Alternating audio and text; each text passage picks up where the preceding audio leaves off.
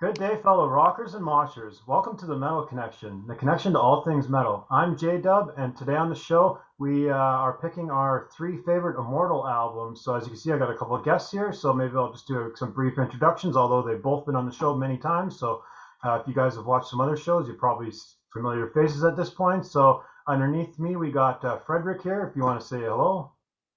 Hello, YouTube. Cool stuff. And then right beside me, we got Cthulhu, if you want to say hello. Hello, everybody. I hope you're well. Who's ready for some black metal? Yeah. Okay, cool. And yeah, as I just kind of just said it, in case you missed it, but yeah, I told them to pick their three favorite Immortals. I picked my top three favorites, and there we go.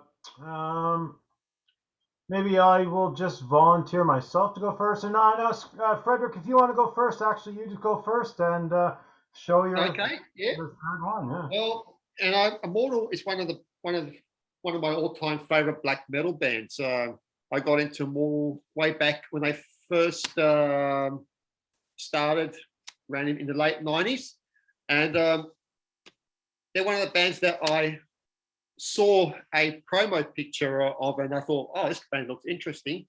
So I went out and I got this album, and this is their debut album, Diabolical Full Moon Mysticism, and this is a classic black metal album. You know, if you're not familiar with Immortal, you know they're a band out of Norway, and they play a very cold, raw black metal, and this is an import, as you can see with the import label. Oh yeah, cool. And I still got the original, flyer that came with it. Oh, cool. I've definitely never seen that before. And actually, your CD looks slightly different than mine. I noticed too, actually, just slightly. Oh yeah, Your yeah. name, This your title's right there, then mine's at the bottom. yeah. This is an original press. Oh, gee, yeah. OG press. So yeah, when I heard this album, you know, the intro was, you know, you hear the wind and you know the coldness of this album, and it's just a brilliant album. You know, it's only 7 tracks, so it is quite short, and it just goes full speed ahead. It does have its slower parts, you know, sort of you're thinking, oh, you know, you're safe, you know, and then it just boom, blasts back in. But it's just raw, very, very, very raw black metal. They did do a video, one of the tracks on this album, the Winter Moon video. If you ever watched that one, it's very cheesy. So do check it out. It is on YouTube.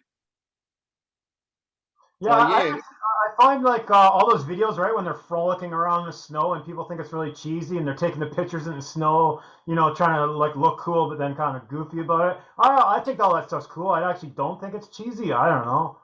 Well, the first video they ever did, it's very low budget, very cheesy. But you know, it was the time they didn't have the big budget as you know they do. They did afterwards, you know. But you know, it's just a brilliant album. If you love your raw black metal like I do, this is a great album to start off if you haven't heard Immortal. Yeah, I think I played that about a week or so ago, just naturally, like even before I even had the show planned or whatever, I just naturally played it. But yeah, it's super raw, wretched black metal. And yeah, secondly, it's cold, very cold. Yeah. It's very cold. Like the production, like maybe people might say it's bad, but it's actually not that bad as maybe some other black. No. Some, like, because you know it's early, yeah, it's early 90, you know, it's 92. You know, Osmos, you know, was a label that was just up and coming. You know, around that period, and you know, Mortal was one of those bands that if they had a better production, I think this would have been a really awesome. But even the rawness on this, this is a good album. You can't fault it. You can't fault it at all.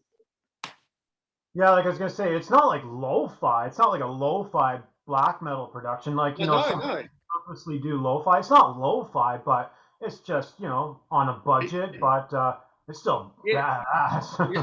You can still hear the vocals. They're still clean, but not clean vocals. But you can hear and you can understand what Abath is singing, and the music is a little bit. The guitar tone is a little bit raw. You can hear when Jimenez plays the guitar. That's a little bit raw. You can hear the rawness in the guitar work. And Armageddon's drums are just full blast beats. But no, So do check out this album if you haven't heard Immortal. If you have, good on you. I think I always just describe it in my head. I'm like raw, wretched black metal, but it's not like so extreme. It's not unlistenable. Like no, but what also about this band is that they're not very satanic. They're not into that same sort of vibe that a lot of other black metal bands do. They probably do have a little bit of that in there, but it's more they do more like sort of a fantasy sort of black metal. Their own universe. You know what I mean? I would say like it's very, very like winter themed and very pagan themed. Instead of Satan, it's kind of more pagan theme, I would say. Yeah, it's sort of I agree. Pagan, and it's they do have their own universe. Their own fantasy land. Blashkeith, it's their sort of their realm, their fantasy realm. So they do have that fantasy realm, but not like the Dungeons and Dragons sort of fantasy. This is more like I think Norwegian sort of like the battles of North. They had a lot of song about Viking battles, too. Yeah, Vikings and demons. They sing a lot about demons and that. Ice demons and and frost giants and which is their sort of their what would you call it? Their signature, I guess. Yeah, their signature. Yes. I was gonna actually, and then kind of just to go along with what you guys are talking about here with the kind of the Nordic themes and the Viking theme and pagan theme and things like that is this might be a surprise, but my third, I probably have my third favorite. I could have a couple tied for my third favorite. I could probably show up Blizzard Beasts and this album as my tied for third, but anyway, not to do that. I think this might be a little bit of a surprise, but my third favorite is All Shall Fall. And it's actually last time I listened to it, I really loved it. Although every time I do listen to it, I love it. But that's cool. You probably got the vinyl. Does the vinyl open up? It does actually. Yes, because I know there came out with a digipack that I wanted, and I couldn't get the digipack, but I know it opens up. That is cool. That is wickedly cool. Yeah. That is the benefit of having vinyl. I want one so bad. It also reminds me of that Possessed vinyl, where it opens up into that sort of, sort of thing. So it is really cool. It's really cool when it's, the dark sun or moon. And I love this album. It's got a really kind of it's not like some of the other albums that they have are have maybe a better production wise, but I kind of also think it does give it that cold. It does have a colder production on purpose, and a lot of it is kind of that pagan themes. There's Hordes to War, Norden on Fire, Arctic Swarm. So a lot of it is kind of pagan-y type thing, and just the whole vibe on it is just really kind of very cool and kind of Viking-ish almost. And it's kind of I picked that. That's kind of why I chose this one. But it was also produced by Peter Tägtgren, just kind of like a legendary Swedish metalhead, death metal kind of producer. Black metal. Yeah, I know he did a lot of black metal and well, a lot of death metal. Sorry, rather. Which Yeah, one I'm thinking of? Just off my head, I'll think of it after I talk. But yeah, All Shall Fall. It just has a really cool kind of Nordic, Viking, pagan themes going on here. I think this is. I think this actually was the last Abbott Immortal album. It was, I believe, 2009. So.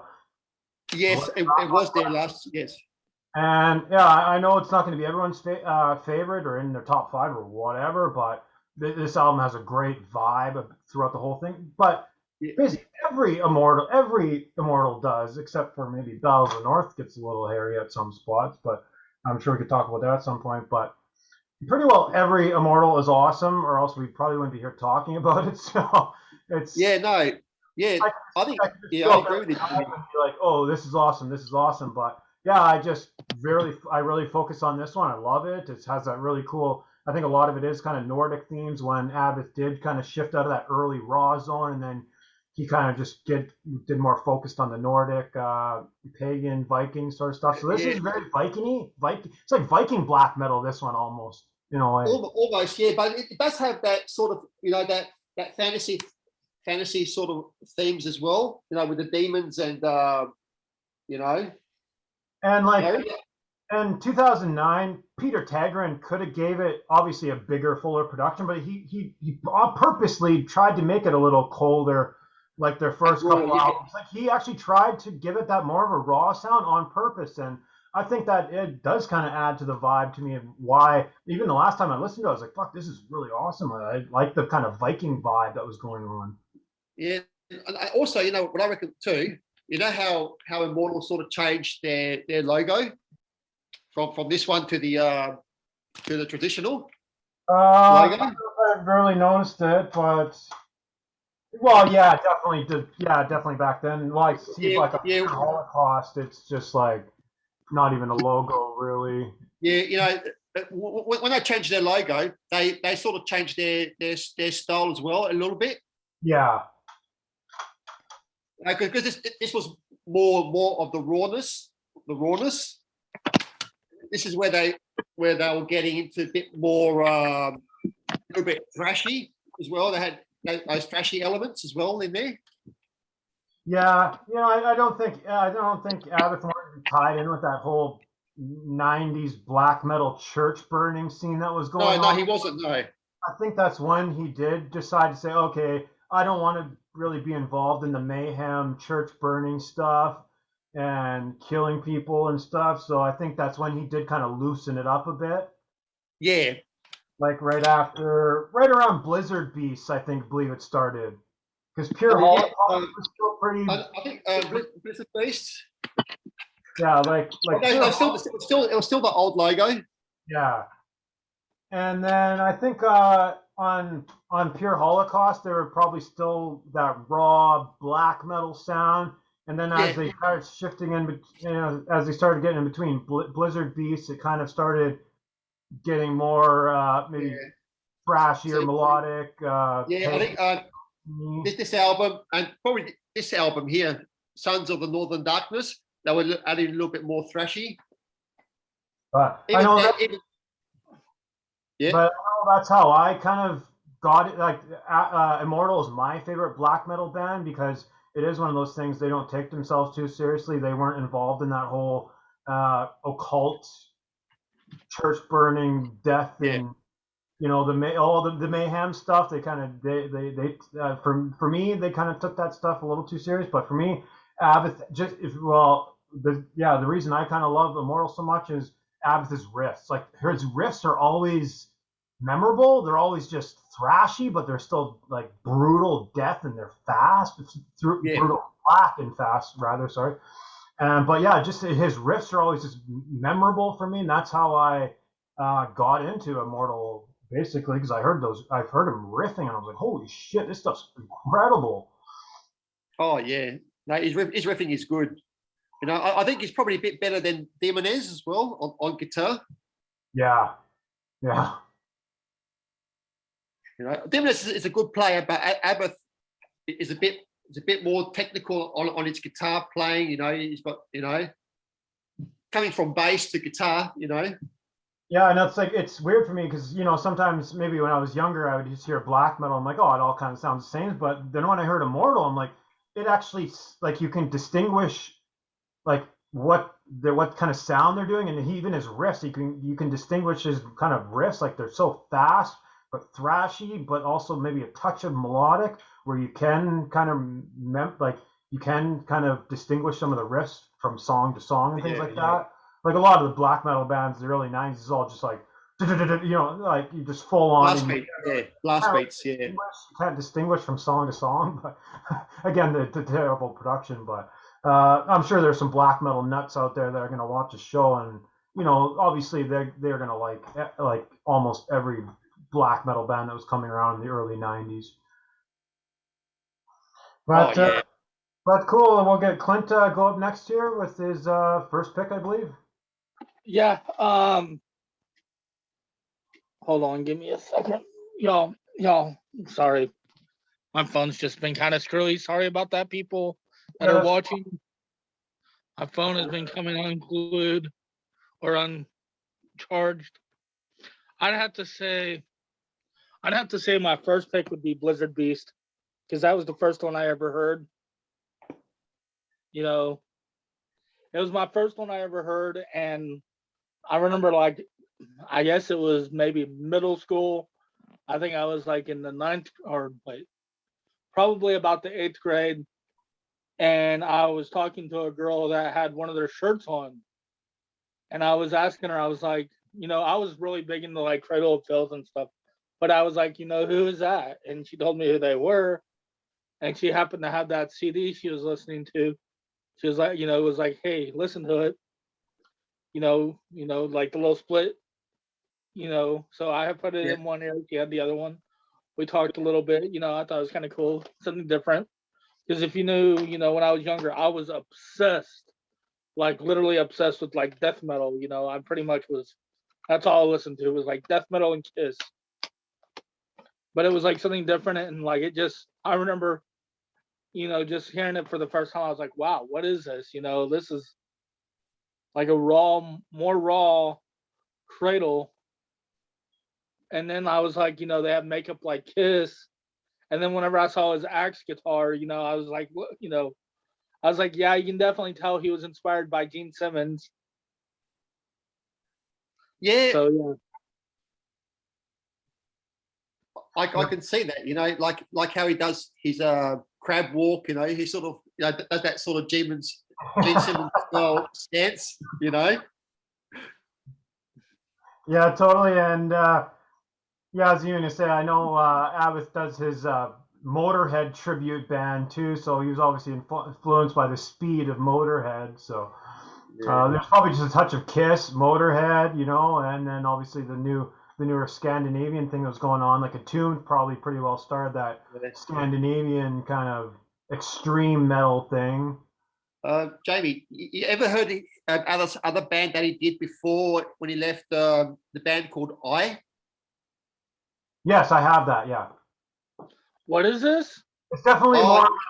I came across I came across a comment years ago. I don't know, on the internet, or actually it was on a website or something. But someone called it uh, dad dad black metal or something, dad rock for the I project, because it's very like much slower than his extreme stuff, but some of it is fast, but it's cool. I love it. Like the songs are slower and catchy. yeah, it's got Abbott and the drummer Armageddon. He played on the drums on it from the first. This guy here was a drummer on I, so he brought him back to play on that album. So, Definitely Yeah. need to hear that.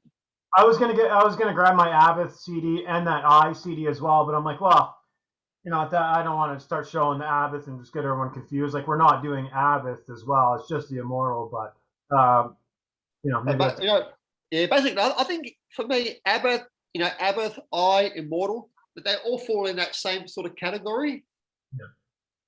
yeah. I'd say With, that I project just it's very anthemic. Like it's very yeah, like the songs kind of start out slow and then they build and they kind of build into this big anthemic kind of black metal anthems, basically. Right? I would think I would sound like at the heart of winter, this would be like an eye. So this is very anthemic. It's definitely not as fast, and yeah, it's definitely not as fast as that. Not as fast, no. It's way more black melodic, and I guess you'd say it. But there's even a touch of like old school rock and roll in there. So you'd call it black and roll. Yeah, Like yeah, there we go. Yeah, like there's like that, like there's some like some old school just regular rock vibes. It's very weird. Yeah, it is a weird. I love it. Like when I put it on, I know every single song. It's actually I could like sing along to it and shit like that. I definitely need to check that out then. Yeah. Also check out Demoness as well. That's Demoness's side project that he done before as well when he left. I've checked out the Demoness. It's pretty good. It's kind of quite clear that he's kind of missing the iconic the riffing and things like that. But I'm sure anyone or people may not know, but Abbott wrote most of the songs, like the riffs and even the like. He wrote most of the bass and guitar. Like he basically wrote most of the songs, and then while he was busy writing the songs, Demonaz would write the lyrics for him. Yeah, because Abbott can't write lyrics. I heard he can't really write lyrics. Like he can, but I think he was just so busy. Maybe, yeah. I think he was just so busy, like hashing out the songs that he's like, "Fuck, man." It's like he's like, "If you want to write the lyrics, sure, go ahead. I'm too busy making the music." So yeah. When his solo stuff, did you write the lyrics? Yeah. I was wondering on his solo stuff, does he write the lyrics? Yeah, he writes the lyrics. Yeah. And at that point, he probably just delves into his, his Nordic Viking kind of stuff, and yeah, mainly. But yeah, cool. I guess we'll go, Frederick, if you want to go up next. Okay, I'm going to show you their second album. Now, this album here is when they got. This is their fastest album, and this is their darkest album. And again, it's a very, very short album. It only runs like for 33 minutes and 45 seconds, so it's very fast and straight to the point. Like I said, it's a little bit more darker, probably a bit more sort of eviler. So and it's a great album. The drumming from this guy. It's just full of blast beats. He just pounds the shit out of the drums. It's just fast all the way through. It does have its little slower tempos, but not as much as as a debut. But this second album, yeah, is just full of blast beats. You got great songs like "Pure Holocaust," which is so evil. You got the sun no longer shines, and you got like also those sort of Viking sort of kind of songs, like a sign of the Norse hordes. To ride. Very like early battery sort of style, fast. The fastness. It's just a great album, and that's. Yeah, I was chuckling there for a second, kind of just like thinking how this one and Battles at the North just had the super long, ridiculous song titles. Yeah, well, on this album, some of the titles are long as well. You got Storming Through, Red Clouds, and Holocaust Winds. You got those long songs on there as well. Yeah. If people could see just how long some of those titles are on those, it's like good luck trying to memorize them and like say them. This is just a great album.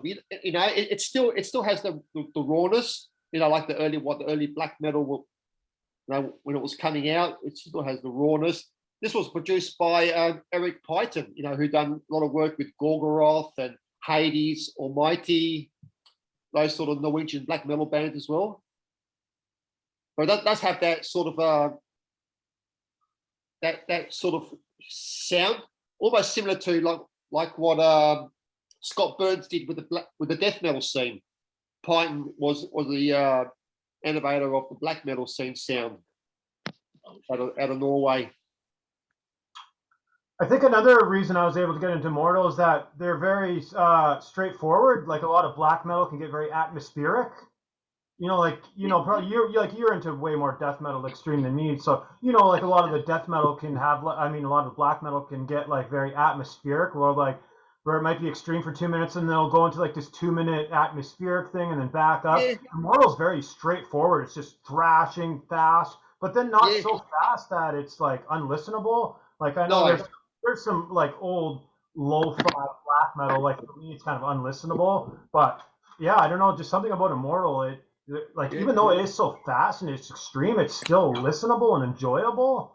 Yeah, but they do have those little softer interludes in the middle, but they don't run for like 2 or 3 minutes. They're like maybe about a minute, to give you a sort of like a sense of false security, So it goes fast, then it goes that really slow, and you think, oh, it's time to relax, and then boom, suddenly you hear the guitars and it just thrashes back on again. It's like an avalanche.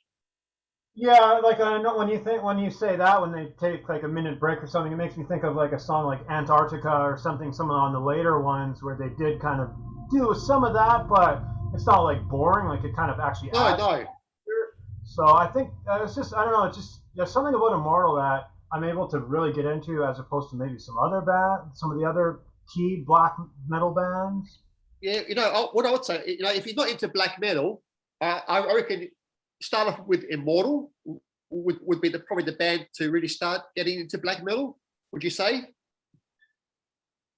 Well, I would say, what would you say on that? But I suppose so. Like, I obviously do like some black metal here and there, but it's got to have like a touch of like melodic catchiness at some point, even though black metal's not really supposed to be melodic or catchy. But no, but for me, I would say if you are just starting to listen to black metal, and you really want to start to listen to black metal, I think Immortal would be a best place to start, because they are heavy, but they are sort of have those melodic sort of interludes into their songs.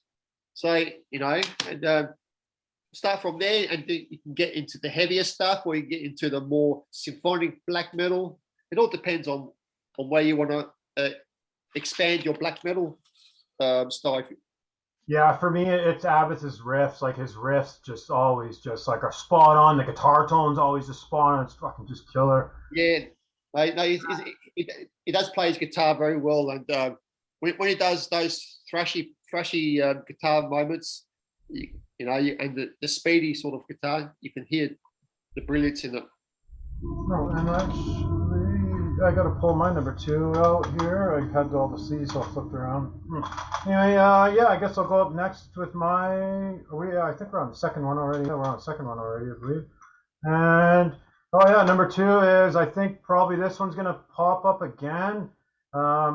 But yeah, I got to go with Sons of Northern Darkness here. And yeah, this is an all-out classic Immortal album. And if I'd say if Immortal ever had a hit song, it's probably Tyrants. We all know Tyrants as this kind of building anthemic song. I think I'd say, like Clint, you were wondering about that I project. If you're wondering about that I project, I'd say Tyrants. That the song Tyrants is a lot what I is doing, basically, kind of those slower build-up anthemic big songs. And I know they would play Tyrants at the live shows, and it would make a real big scene out of doing the Tyrants song. They'd kind of break it down for a couple minutes and get the crowd all hyped up, and the crowd would be singing along. So I think Tyrants is like their staple Immortal song. Yeah. But just right off the start, One by One, and then Tyrants and then I really got to say, Within the Dark Mind is probably my favorite Immortal song, Within the Dark Mind.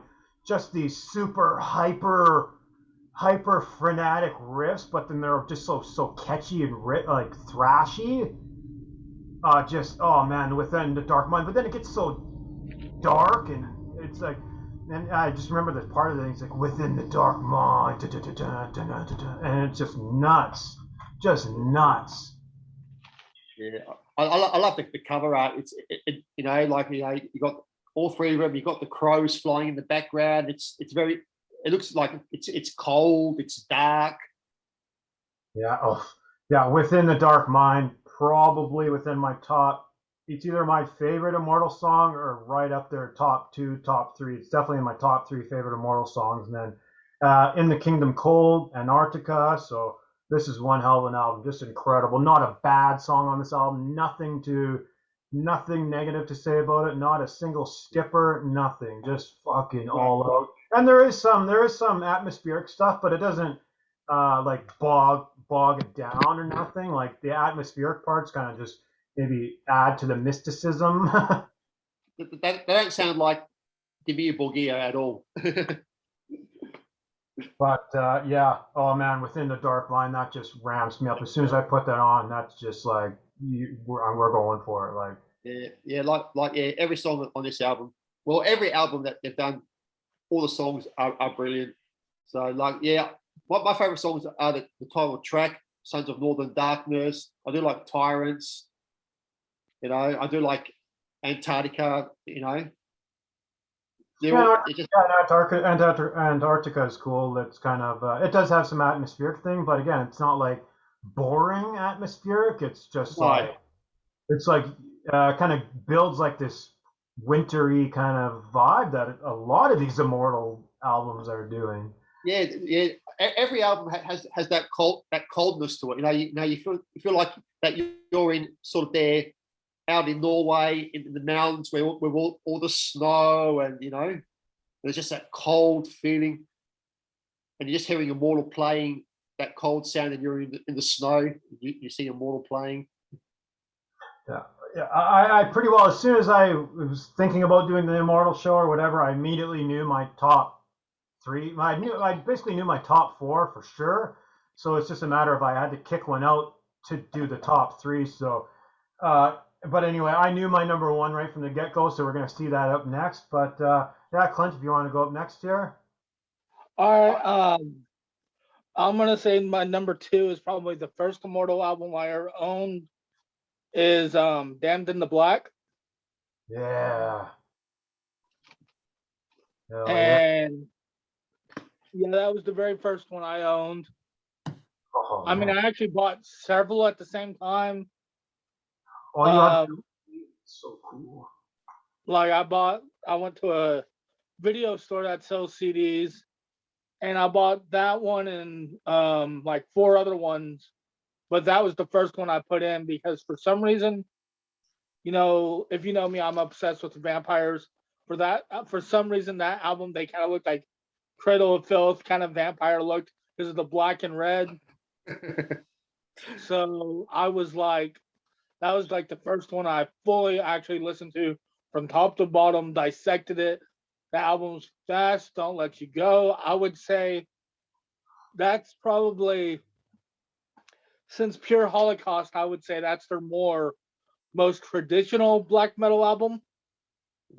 If y'all would kind of, I was gonna chime in and say, for me, this is like their most thrashiest album. Like the riffs are just, he's thrashing, and oh my god, the riffs are insane. Yeah, it's true. It is really thrashy, but I mean, just the production and the look of it is definitely the most black metal. Oh, the production's incredible on this. Yeah. And Abba kind of looks very vampiric in this photo. You know, sort of, you know, that if you put fangs on him, it would have been sort of a vampiric black metal band. But y'all get what I'm saying about like it? For me, it like the look of it has the very most black metal look. Like y'all see what I'm saying? Yeah, you know, sort of similar to like this album is very sort of black metal, with that black metal look with the band on the cover. Yeah. I mean, that's really cool. They sneak that guy's face in there. Oh. Yeah. Well, that kind of looks like me on a good day. Cool. Yeah, yeah, I agree. This is their thrashier album. Yeah, I'm gonna try not to give it away and like be super excited about this album. I'll just give it away, my number one. But man, this album for me is just like their thrashiest, catchiest riffs. Abbott is a riff monster on this album. I love it. I love this album. I mean, you know, it was a hard choice between my 1 and 2 because they're like neck and neck, you know. But you know, I was just gonna say this one's my number 2. Y'all have already talked about my number 1, but spoiler alert. Right, that's probably, it's probably why you didn't chime in when we were talking about it. But yeah, Wrath from Above. Oh my God! As soon as Wrath from Above kicks in, it's like okay, I'm in a totally different zone. I'm in Immortal zone. I'm like just like really like just doing the fast headbang thing, just playing air guitar riffing. Just oh man, I fucking love this album. Yeah, I didn't. Here you go, Clint. Do what? Oh, I was just gonna say, I wanted to listen to this album, but the 3 albums that I picked, were my favorites. But I still do love this album. It does have that sort of black thrash, but it is still has that coldness still, and it's still very very dark. And you got songs like The Darkness That Embraces Me. That's sort of almost very like a Cradle of Filth type of song, very sort of vampiric. But I wouldn't call Immortal a vampiric band. They're just a pure black metal band. Bless you. Yeah, sorry. But yeah, this is a great album too. Again, not to try to give anything away, but yeah, I just played this album. I just played this album in full right before the show, basically. And as soon as, obviously, the opening song "Triumph" is great, but then as soon as "Wrath from Above" comes on, I immediately start turning it a little bit louder, a little bit louder, a little bit louder, a little bit louder. Next thing you know, the neighbors are hearing it. That's for sure. Well, maybe your neighbors were headbanging to it as well. Oh, actually, he listens to rock music next door, so it's not too bad. But no, yeah, as soon as "Wrath from Above" comes on, I just start turning up a little bit higher. Yeah. Oh, cool. Yeah, love that album. And yeah, we're going to talk about it again here in a bit. But and Frederick, if you want to go up next. Okay, for my third and final release from Immortal is Battles in the North. Oh, yeah. Really? Wow. I've never seen that cover ever in my life. Well, there's been that was the second cover. There was another cover where the band were in a snowstorm. And then this one. Yeah, that was the second cover. This is the third cover. So I've never seen that cover in my life. I had the white one. This was a like a came in a slip case, and it's a limited edition. It's got 3 bonus tracks from their 7-inch EP. This is I'll show you. That's the. Oh, weird. Almost looks like the All Shall Fall guy on the front cover. The All Shall Fall there. And sort of. That's really cool. Oh, interesting. Definitely interesting. I definitely need to get their EPs. Don't they have like 2? They had one was on Listenable Records way back in the later days, which is a sort of very rare one to get. So yeah, no, this is a great album. Battles in the North, the start off track, full on blast beat. It's very Nordic, almost Viking-y type of, Yeah, like when you said Pure Holocaust was their fastest I might beg to differ and digress and say this might be their fastest album. This almost is so fast that it almost gets a little hairy at times. And I guess it's probably a good time to bring up that Abbott did the drums on this. They were in between drummers, and Abbott just said, "Screw it, I'll do it." And like the mix isn't that great, so like sometimes the drumming is a little bit off key. Yeah, because I don't think Abbott is a good drummer at all. It's not a drummer. He's a guitar player. Yeah, no, and it's this album is really cool. It's so fast that almost at times like he couldn't even keep up with his own riffs that he was doing. And also it does have those slower parts in here as well. That sort of break down and sort of puts you at ease, and then suddenly boom, it just comes on fast blast beats. And also this is the vocally, this is his most crustiest vocal too. It's kind of like it gets very like Kermity, crusty, blacky. Oh yeah. You can hear the croaks, like the frog. It does that. What it is, he probably got done playing the drums, double bassing, and then he got on the mic. Yeah, and I always thought, like I was talking to Jamie yesterday when I said, oh no, Hellhammer was doing the drums, because in one of the videos from this album, I think Blushik, Hellhammer is playing the drums on that video, but I don't know if he actually played the drums. So it is one of those kind of confusing. But when I did look it up on Metal Archives, Abbott was the drummer. Like I said, he's not a drummer at all. He can play the drums, but yeah, I think, and then also to go along with it, like I think if they would have got like a professional producer, they probably could have made it a little bit better. But I'm assuming Abbott probably just produced it too. So I think it was Peyton again. I think produced it. But let's look.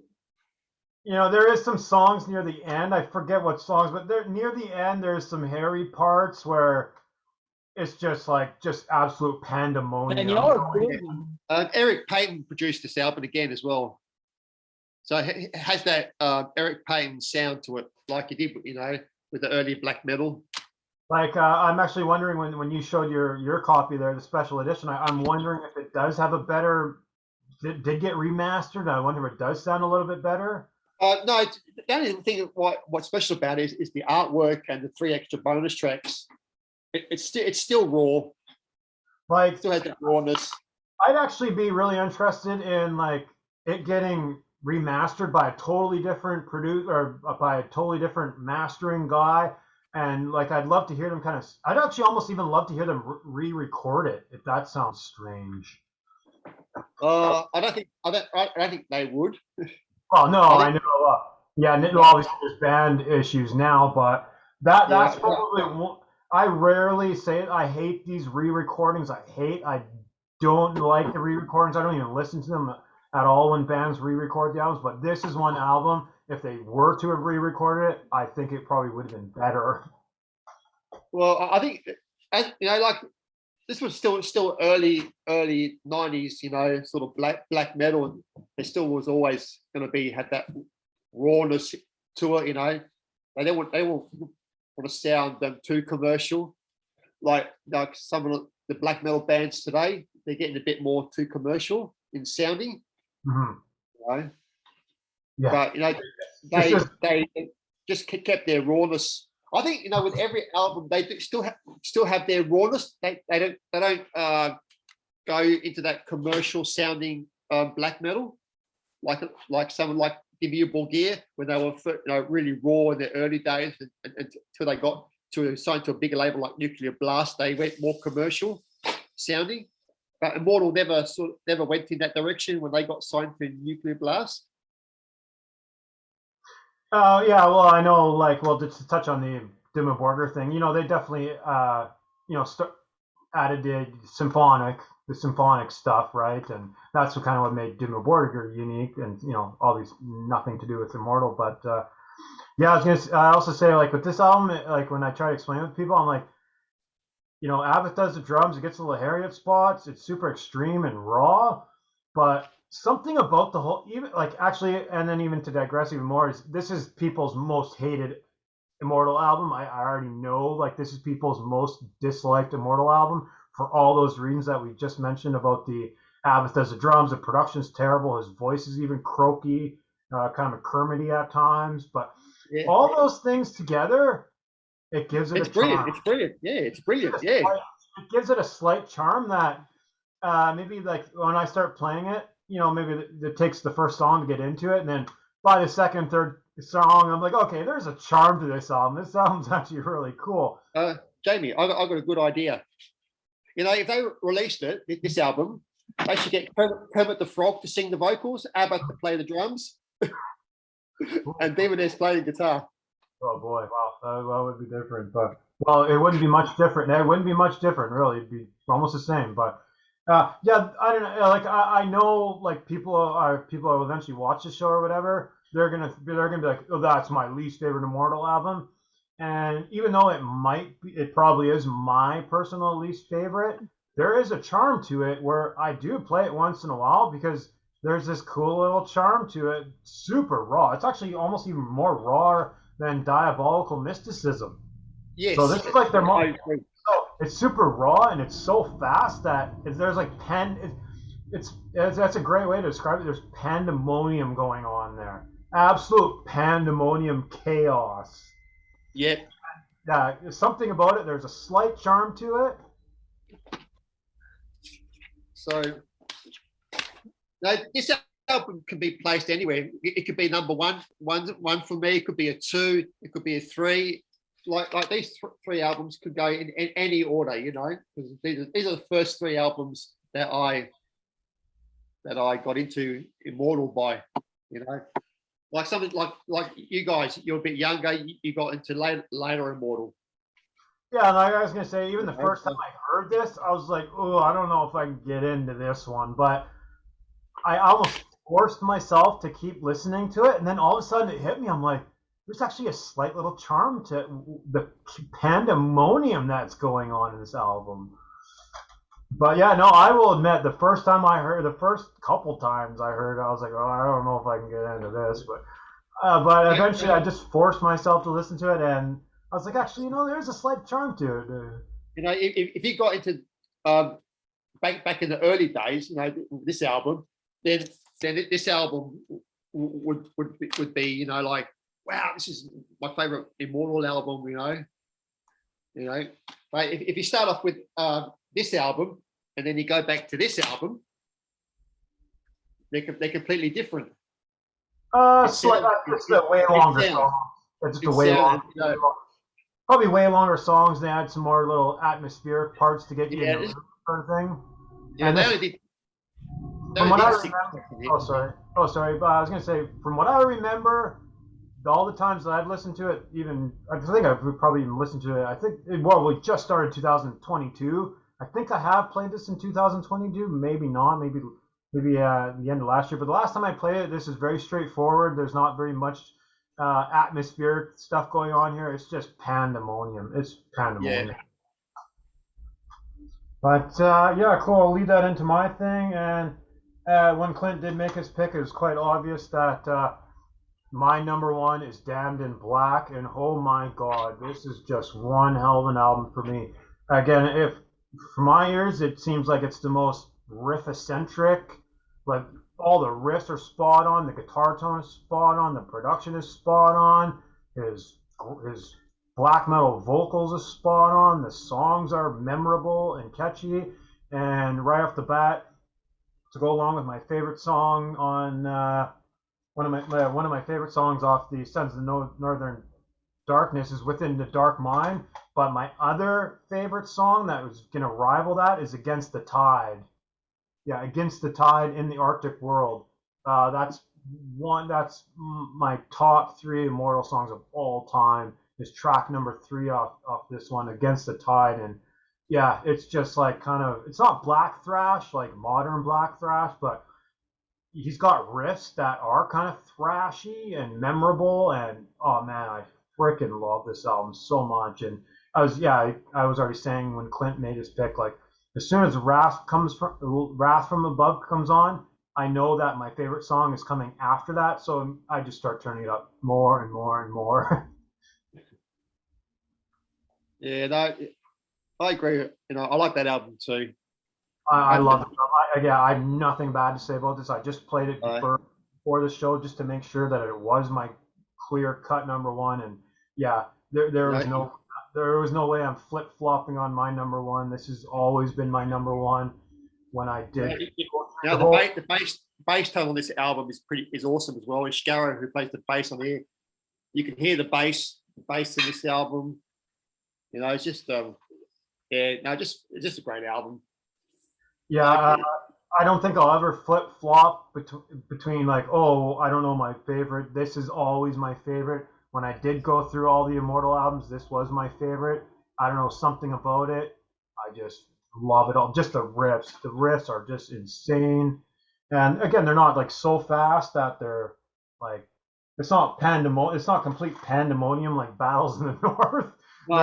There's some slower melodic parts that kind of just break down the chaos, so to speak, to chaos. Yeah. But it's just a perfect blend of being black metal, but there is some things that break it up from being complete, just unlistenable. But yeah, it's freaking amazing. I have nothing bad about this album. Yeah. Oh man, I could play this album weekly. Like that's how good it is. Fuck. Yeah. And I listened to this album like three times. One of the older ones that was a grower for me. Well, not a grower, but I like it more and more. So much to where I almost bumped it into my number third was the Blizzard Beast. That almost made it onto my list. Like it is. The more I listen to it, I just get better and better. And actually, when Clint did pick it, and we were talking about it, I forgot to mention that on the Blizzard Beasts, that track number 2, the Nebular Winter, Raven's Winter, Abbott did re-record that on his solo album. Yes, he did. Yeah. As a bonus track, yeah. Does he play any Immortal stuff live? Oh, yeah. Oh, yeah. I reckon he would, yeah. Mind you, now that he does have he has 2 soul. You know, he has that eye, but I guess I don't think he plays anything from that eye. He might do. He might do the heavier, faster stuff. Yeah, I don't think he plays anything off eye, just because he knows that it was very obscure and nobody really even knows it. But so I guess he just has 2 Abbott labeled solo albums and soon to be 3. So I think by this point he probably won't play very much Immortal. Like I did see Abbott there. You probably guys can see here, but I got the concert poster right behind me. That was for Decibel tour, and we got it was Abbott, High on Fire, Skeleton Witch, and Tribulation. Oh, that's not a bad lineup, you know. High on Fire are the odd band out on that one. Well, you know, the Matt Pike guy is quite the big kind of guy in the scene, and he gets people going. He riffs really fast and things like that. But you probably know of Tribulation, though. Yeah, sort of the gothic black metal. They're gothic black death metal. Yeah, I had never heard of them ever in my life until the show started, and then it was kind of apparent that they kind of had this weird goth vibe. Very similar to I would say Tribulation. I like Cradle of Filth with that gothic black death metal style. Really death metal-y with I really like them a lot. I actually got 3 of their albums. I'd like to get some more of their stuff. You know, I'm missing, I think, 2. And yeah, I know. When I did see Abbott play, I'm very positive. I'm pretty much 100% positive that he did do Nebular Raven's Winter. He did play that song live. And then at that point, he only had the 1 solo album, and he played a lot of the stuff from the solo album. And again, I boozed at the concerts. I can't fucking remember his song. But it was just one of those things. It's just in the pit, raging the whole time. Oh, no, that would have been a good tour. Yeah, that would have been a good show. And then I was 2 weeks away from seeing him again the second time, right before the COVID all got shut down. I believe he was scheduled to do a show in mid-March, and everything got shut down kind of mid-March or somewhere around then. I was so close. I would have been much more choked hadn't I seen him already. But since I did see him already, I was like, well, I have seen him once already, so the second time got canceled. Okay, I'm not gonna. Oh, sure, it sucked, but I'm not as heartbroken as I would have been had I hadn't already seen him. So. You know, I would love to see a live show Abbott on DVD. You know, if he does do any Immortal tracks. I was gonna say, and then I was wearing my my Abbott jacket to get in the mood here. I don't know if I can get showing on the screen here properly. Is that showing? Yeah, it's showing. Yep. There we go. So yeah, and while I was talking about the concert, I got the poster, and then I also bought a shirt. And this is the shirt I bought from the concert. And then, as you guys can see, I cut up the shirt to put it on this jacket. So yeah, I got my badass Immortal jacket here. And, You definitely need to put some spikes on it to fit the black color. And They need some spikes. Or some tassels. Need some tassels in there as well. Yeah, I like that. Yeah. And some ravens. Clint can do that.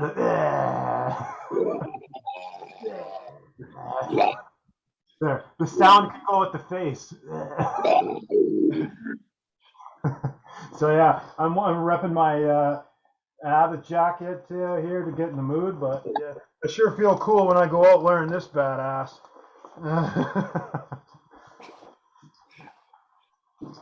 Oh, cool. So yeah, cool. My number one, Damned in Black. Yeah, there we go. And then Clint also picked it too. So we'll end the show with Clint's favorite Immortal album. Y'all already talked about my first favorite, Sons. Yeah. Well, it sounds like me and you are pretty similar because Sons and Damned in Black is my top two, and it sounds like that's your top two as well. I mean, Sons, y'all already pretty much said everything I was gonna say. You know, that's the one I've just always returned to because just it has that kind of melodic death metal, kind of black metal sound to it. It kind of has that, higher production. Like I do like my raw black metal too, but on that one, that's the one I've just like, if I had to pick one and I return to, if I just want to throw one in every now and then, that's the one I've always gone back to. Yeah, I mean, y'all pretty much said everything I was going to say, but short and simple. Yeah, and since we are talking about this again, I do have to stress number one song on this album for me, Within the Dark Mind. Oh my God, does that song ever kind of just, once it builds and he reaches a high point, oh my God, you're in for it. The riffs and just everything. And then like even with the main chorus part, oh my God. And there's this incredible kind of backing, kind of atmospheric thing going on there. It's so dark. Oh my God. Oh, cool. Did someone just say all cool? It sounded like someone said all cool, but then no one actually said anything. Where'd that come from? But anyway. No, I did. I did. I said all cool. Oh, right, yeah. And yeah, there is some atmospheric stuff going on here because there are some long songs. I know there's some really long songs on this album, like 8-minute songs and things like that. No, actually, as weird as that, I'm very surprised that At the Heart of Winter didn't get picked by anyone, because this is a fan favorite album. I know if anybody is watching, this is probably a lot of people's number one. And this album does have a lot of long songs. I think almost every song on this album is set 6 minutes or longer. Yeah. And same with this song. Same with this album. This one does have a lot of long songs on it too. Yeah, the early stuff was very short, sharp. Get in, get out, sort of black metal. And then like when they got onto a better label and more money, better studios. Well, I did I think it also changed over from when he did just kind of switch over to the pagan Viking Nordic themes. That it kind of just he kind of they could add some more atmospheric type stuff. But I know earlier saying I don't dig a whole lot of atmospheric death metal or black metal, but for me with Immortal, it's a little bit different because it's not like it doesn't bog down the vibe. I think that's what kills it for me. Like when something like when there's like a death metal band or something and they're super atmospheric and it just kills the vibe for me. This stuff's kind of just go go go, and if it does have some atmospheric, it doesn't like totally kill the vibe for me. no. So like I said before, no, it's they go fast, then they probably do like maybe 30, 40-second break, and then the guitar just starts to rip it up again, So Yeah, exactly. they don't go slow like you said, like a lot of bands do. They go fast, then slow, and then then it's still slow, and after 5 minutes, they sort of speed it up again. But well, with Immortal, they do it subtly, and Subtly. and, That's a good way to describe it. Yeah, it's subtly, right? Because if it was over atmospheric, I wouldn't be as into it as much. It would kind of kill the vibe for me. So it is very subtle, but also I live in Canada too, so it's one of those things where every time winter starts coming around, it starts getting cold. I immediately look outside and I'm like, I feel like playing Immortal. Like it just has that vibe for me. yeah. If it was snowing here, like in Australia, if we had snow, this would be a great soundtrack to that wintry, snowy, stormy weather like they have in Canada and in the States. Just plug it in and then look out the window and watching the snow fall, and and you go out, you can go outside and do the crab walk. Yeah, like even for me, I'd say the snow in Immortal is like they influenced me so much to where I was thinking about doing a show where albums that we like to play in winter. Obviously, I couldn't ask the Australians to do it because they don't even get winter. Jealous. Oh, we do get winter, but it's more just the rain. Like Australia. If you can do a content with bands in the summertime, I know every time kind of winter starts coming around, it starts getting cold and dark, and there's like not frost, but like fog in the air. It's foggy, it's cold, there's snow on the ground, and I'm like, oh, okay, it's time for some wretched black metal. Let's bust out the Immortal. That's why in Norway it's always that they love playing their black metal in wintertime, in the snow and the cold, because that's what black metal is. It's just cold, it's not a style of music that you can listen to in the summertime. Thrash is a summertime music. I would say like thrash, punk, stuff like that. I'd say summer. Yeah, black metal like early Dark Throne, Immortal, our winter band, seasonal, Well, yeah, it's all year round, but I know especially during the cold season and things like that, it definitely inspires me to start playing things I don't always play. I play a lot more death metal, just a lot more extreme metal, everything extreme metal. Because it's cold, you need to bang your head to keep you warm. Oh yeah, and then I got a lot of windows in my house, so everywhere I look, see outside, and I just see snow on the ground, and yeah, it just totally fits the vibe. Oh, that's cool, man. What was that, Clint? I was gonna say it sucks. Rarely in Texas, where I'm at, we rarely get snow. Well, I remember last year you guys had that snowstorm and everybody freaked out. Oh yeah. Last year was nuts. And everybody freaked out for a couple of days. People's lines froze. There was water coming out the apartments. Yeah, last year was a different story. Last year actually was a winter. Last year actually was, but most years I hear people complaining it's cold outside when it's 60. And I'm like, this is my kind of weather. 60s to the like 40s is my kind of weather. I could live with that year round. And then I was going to end the show, but I just remembered something else that we could also touch on for a second. Is everybody here heard the new Abbott single that he released just a couple of weeks ago? Yes, I did see the video. Yeah. You know, it's it's Abbott being Abbott. You know, he does his tongue flicking like Gene Simmons. You know, it's corny, but it's good. It's good corny. Yeah, I think I think there's a part where they light the fire strip and he's trying to walk along perfectly with the fire strip. Yes. So stuff like that's a little corny, but I like, hey, we're gonna light the strip, and then as the flame's going across, you try to walk with the flame. Yeah, and it sounds different. It doesn't sound. It sounds more black and roll. It's with that touch of thrash into it.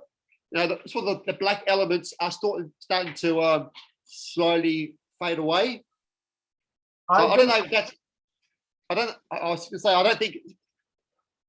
Hopefully, it's not going through the whole album. That's just the one song. You know, the whole album could be different. Yeah, but you know, when I heard that song. I think it is that one. I think it is kind of probably just that one song that is probably like that. But I've been as soon as I heard it, immediately what came to my head is the way that I would describe it to someone if I had to talk about it was it's like a melodic black ballad. This is Abbott's melodic black ballad. Yeah, it is very very ballady. Yeah, it's a black ballad, and again I'm gonna assume the whole album's not gonna be like that. I think I did like the song right from the get-go. I liked it, obviously, and I was like, oh, this is a black ballad. This is cool, right? But I think it's gonna actually even be better on the album itself because it'll break up the extreme songs. Yes. So I think go on. Oh yeah, black ballad. Yeah. So is he doing clean vocals? No, it's a black ballad. Still is Kermit the Frog vocals. You know, still Kermit the Frog singing, but you know, it's still. This is very kind of melodic and slower and anthemic and like a black ballad. Black metal doesn't have any ballads, but it's a black ballad. That's the way I thought of it. But yeah, well, you know, hopefully that's the last song on the album. You know, right. You know, or if it's in the middle, it'd be all right. You know, like say you got three blast metal fast tracks, then the ballad, and then on the second side, 3 songs, and then probably last song another sort of slower song would be good. Yeah, it's the same thing you're thinking and saying as well. That I think when the album does come out and you play it in sequence, like from song 1, from the first song to the last song. I think that song will appear better on the album itself as opposed to like a standalone single. Yeah, but, because who knows if he chose that as a single or the record label does? I have no idea how they. Yeah, because I've seen people, you know, sort of bag that song. I think it's saying it's not really good, but I do enjoy it. You know, it was like when I heard Iron Maiden's first single off their new album. You know, a lot of people bagged it because it was different. Which I was like, I thought it was good. It is good. It is a good song, but you know, I think people were expecting something a bit more brutal. I think from you know, the first single, but like you said, Jamie, you know, it could have been the record label saying, oh, you know, get this song out because it's the probably the weakest song on the album. You know, and then people will buy the album, then it'll be just full on. You know, sort of black metal all the way through. But we just have to wait and see, I suppose. Yeah, I took the single for what it is. Like obviously right from the get-go, you know, you're a minute in and you realize, okay, this is more of like a slower black ballad. I'll keep saying that over and over. But again, I'm not going to like judge the whole album based off that one song. No. You can't. And play it in sequence, and I'm sure it's going to be an extreme metal album. It's not just going to be all that. No, well, back in a second, guys. I'll be right back. Well, Well, I was going to end the show anyway, but oh, now we got. hopefully What? you have. No, I'm basically just going to end the show here. We're kind of yeah, like we kind of talked about everything we needed to, unless we were to just start talking about Abbott albums at this point, or well, I guess we slightly touch on obviously Immortal did come out with an album after Abbott, and I'll fully admit, even though I'm like an Abbott whatever, I'm on Abbott's nuts. I'm on Abbott's nutsack. I still will admit that Sons of that Northern Chaos Gods is good. It is good. I will admit that. I actually I haven't heard it. You know, Yeah. so I can't really say. You know, because I know it's Demoness doing the vocals, and they're probably totally different. But I think It is Yeah. generally very similar to a lot of older Immortal stuff, like some of the stuff raw. It's still raw. probably from 97 and down. It is probably a lot of that stuff, all with a better production, obviously. Yeah, But yeah. I think the one key thing that is missing is the Abbott riffs, basically, for me. Like, there is good song, like the songs are good, but it is missing those thrashy riffs. Yeah, I heard that.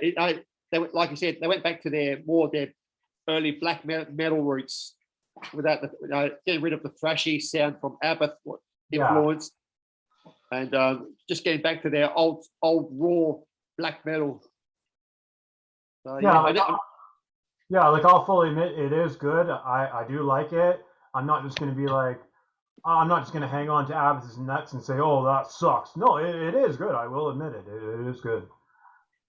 Oh yeah, that's an album that I need to seek out and get, because that's the only album I don't have of Immortal. So that'd be sort of like the gap filler. And then I'll have every Immortal album.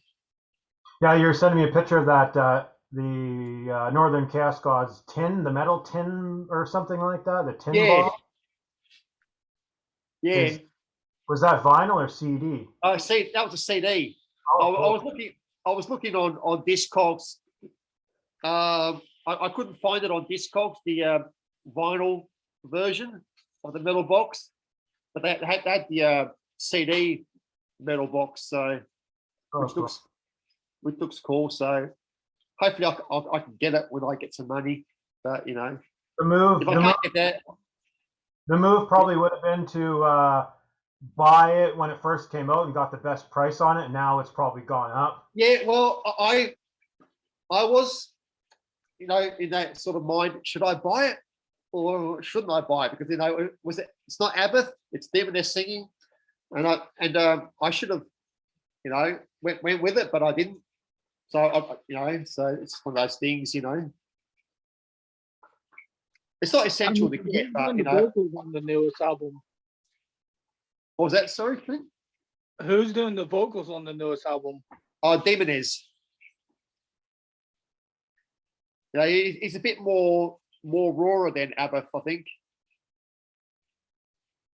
So if you love his, I suppose if you heard his solo album, I think it would be very similar to his solo album.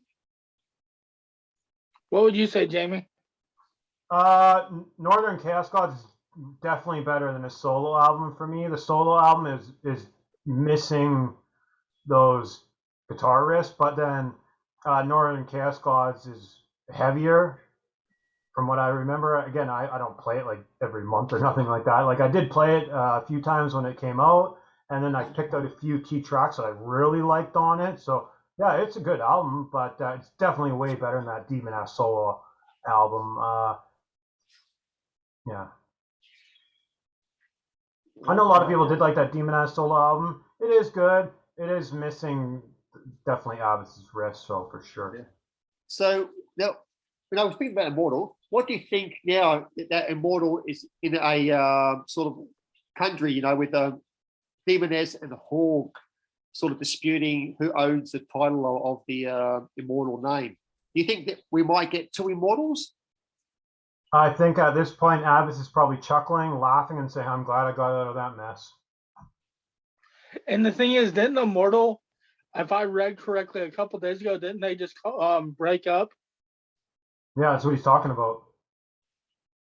Because I was looking on Metal Archives, and they're it's in dispute at the moment. So I was thinking, will Immortal be doing sort of a Entomb sort of thing, like Immortal AD and Immortal, so we could, they got to put it to. They probably should just put it to rest, really, and then Demon As would probably just continue on with his solo album, like Demon As number 2. And I think at this point, Abbott probably got out at the best time, and just because if he would have tried to stay on, they would have came into this mess now, anyways. So yeah, because I think what didn't Abbott start Immortal, or was it Demoness who originally started Immortal? I can't be sure, or was it just both of them together? Probably both of them together, I think. Yeah. I would assume Abbott would have held to the name. And actually, I was gonna sign off here, but actually, and then also, if you did want to bring up Abbot's first ever band that he was ever in, you have the physical. If people aren't aware of it, actually, to be honest, I wasn't even aware of it. And this guy busts out this vinyl. I'm like, what the hell? Yeah, this thing is cool. It's I think his name was, what was his real name? I think it was Tor. I think it was his name. It's sort of I do know that Vargas from Burzum played on here, and Abbott played, but I can't remember his real name. So then, if anyone's trying to read the cover, it's called Old Funeral. And this is really raw death metal. Death metal with probably also touches of black metal, very much raw black metal. And they is the sound garbage? So so you get like is the production garbage, or? Oh, it's raw. It's very raw because it's from the original, sort of tapes, and it came on sort of white vinyl. Purple, white, and black on white. Black and white, yeah, sort of, very old school, and sort of the old demos, and wow, that's great. That's cool.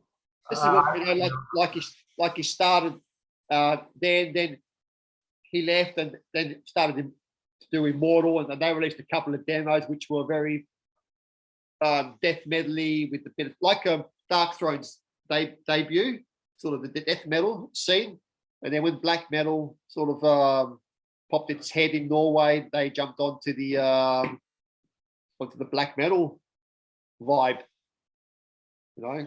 So Immortal could have been a totally different band if they stuck with the death metal.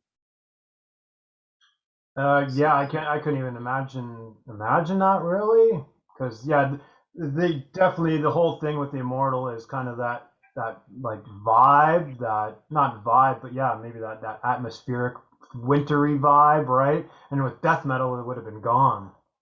Actually, I would love to get the early Immortal demos, but I think trying to find them are very hard. Or if a label would release the old Immortal demos onto vinyl, would be, a good history lesson, to see where they first started to where they ended, I could imagine those demos to be pretty rough. Probably sounded like it was recorded on a tape recorder, probably. Yeah. Trash can as speakers. Yeah. Yeah. Recorded it in their bedroom, like all good raw black metal should be.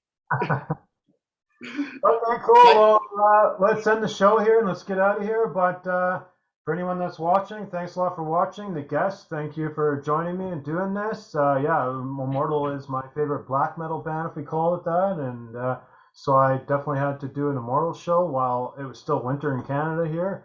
So that's kind of my reasoning for all this. But yeah, thanks for joining me, and we'll say our goodbyes and subscribe, Mosh. See you later, sort of stuff.